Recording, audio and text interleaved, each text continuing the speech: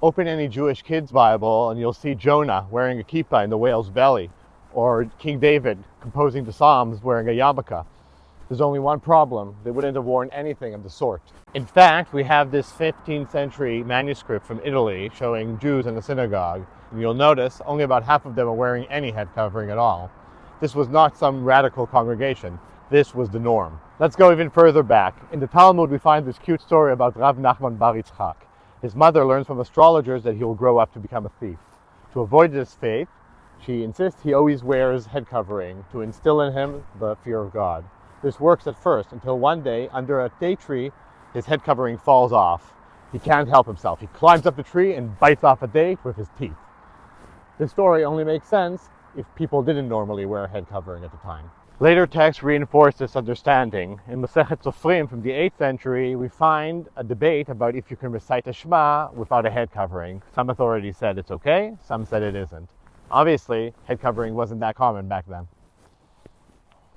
So how do we get from there to today's practice?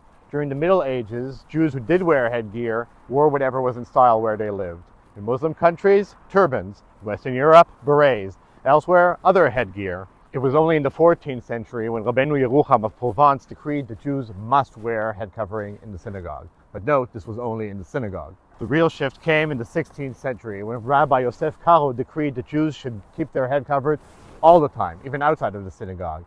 But even then, this decree wasn't universally adopted, and some Jews continued to only cover their head during prayer and study. Small round cap we know today evolved even later. In 19th century America, Jews wore what was called Chinese-style skullcaps, which were much larger than today's kippot.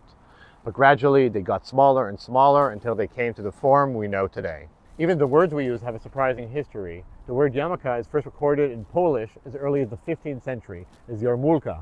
We even have a record from 1670 describing pearl and gold-headed yarmulke.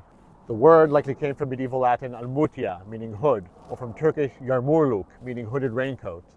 The Hebrew word kippah, originally meaning dome, was only repurposed to refer to a yarmulke in the early 20th century. Started as an individual practice of extreme piety, gradually evolved into one of the most recognizable symbols of Jewish identity.